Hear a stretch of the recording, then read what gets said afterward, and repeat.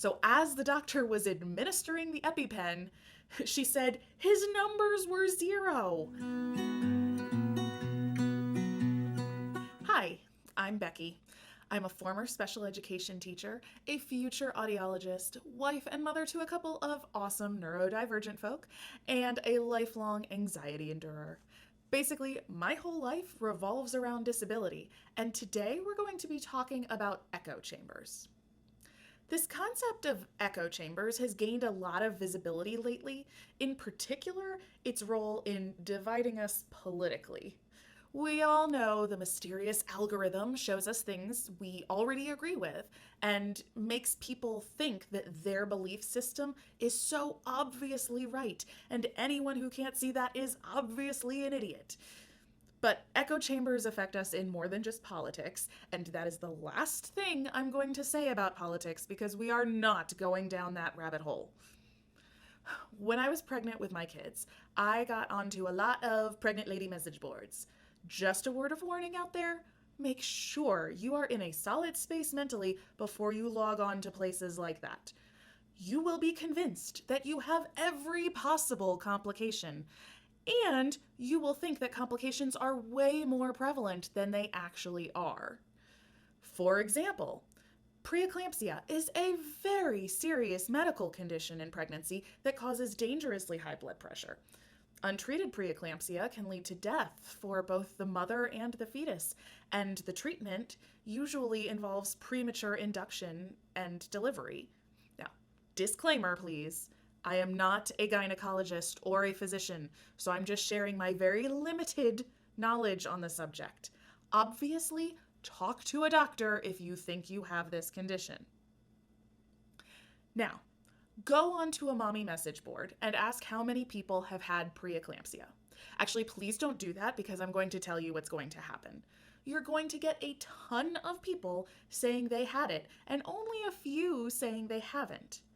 But, according to the American College of Obstetricians and Gynecologists, the prevalence of preeclampsia is only 2 to 8% of pregnancies. So what's happening here? Well, the way I see it, there are two possible reasons for this. Number one, all the gynecologists of the world are working together to hide the true numbers from us. Or, two, you found yourself in an echo chamber. People having uneventful pregnancies are less likely to get on these anxiety-driven message boards. And people who haven't had preeclampsia or whatever experience you're asking about are going to scroll past the question. So here's another example.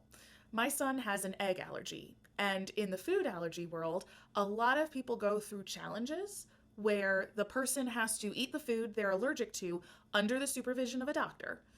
And deciding when to do these challenges is usually based on the results of blood or skin prick tests. So my son tested negative on both the skin and blood tests, so we went through these challenges. He passed his baked egg challenge, which means he can now eat baked goods, which is awesome. But unfortunately, he failed his scrambled egg challenge. So as the doctor was administering the EpiPen, she said his numbers were 0 because it is so rare for someone to test negative and still have an anaphylactic reaction. But my kid is the rare exception that makes it necessary to do these challenges under the supervision of a doctor. I am part of an awesome support group for parents on Facebook, and all the time I see anxious people asking questions about doing these challenges because they're worried about what if it was a false negative. And if you ask how many people have had a false negative, you're going to get a lot of people telling stories like mine. And if you ask, has anyone grown out of their allergy? You're not going to get a lot of responses. And it's really discouraging. But the reason is because the people who passed the challenges and outgrew their allergy also outgrew the group. It makes it seem like things are way more bleak than they actually are. So whenever I see these questions, I share my son's story because I think it is important to know that there is a possibility of it not working out. But I always explain that my kid is the exception to the rule. Support groups are so important, and the internet has made it so much easier to find people and connect with them. You just have to make sure that you're aware of the echo chamber effect, especially if it's affecting your mental health or your anxiety. I went through a number of allergy support groups that overwhelmingly focused on the negative, and I didn't like that. So, in the group that I'm in now, sure, there are sad stories and venting about struggles, but there's also a lot of genuine support and positivity. And if I'm going to be in an echo chamber, I'd rather have messages of hope and positivity echoing back to me. Also, echo chambers aren't only for parents. Professionals can find themselves in echo chambers as well, but we'll probably talk about that later. Do you have an experience with an online echo chamber you'd like to share with us? Leave a comment below because I want to hear your stories.